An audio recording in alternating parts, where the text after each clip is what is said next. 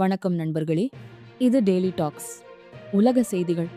America Iran மோதலில் புதிய திருப்பம் உருவாகியுள்ளது. அமெரிக்க அதிபர் டொனால்ட் ட்ரம்ப் முக்கிய அறிவிப்பு ஒன்றை வெளியிட்டுள்ளார். உண்மையான ஒப்பந்தம் முழுமையாக அமல்படுத்தப்படும் வரை அமெரிக்க இராணுவம் ஈரானைச் சுற்றி தொடர்ந்து நிலைநிறுத்தப்படும் என்று அவர் எச்சரித்துள்ளார். இதற்கிடையில் ஈரான் தனது அடுத்த நகர்வை தொடங்கியுள்ளது. பாகிஸ்தானின் தலைநகர் இஸ்லாமாபாத். ஈரான் பிரதிநிதிகள் இன்று இரவு பயணம் மேற்கொள்கின்றனர். அமெரிக்காவுடன் முக்கியமான பேச்சுவார்த்தை வெள்ளிக்கிழமை நடைபெற உள்ளது.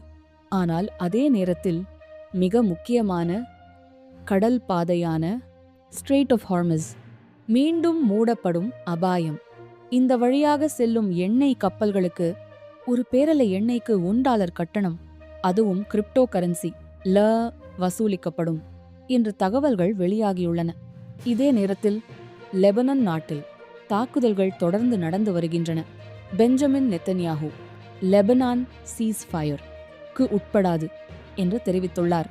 நூற்றுக்கணக்கானோர் உயிரிழப்பு, 1000க்கும் மேற்பட்டோர் காயம்.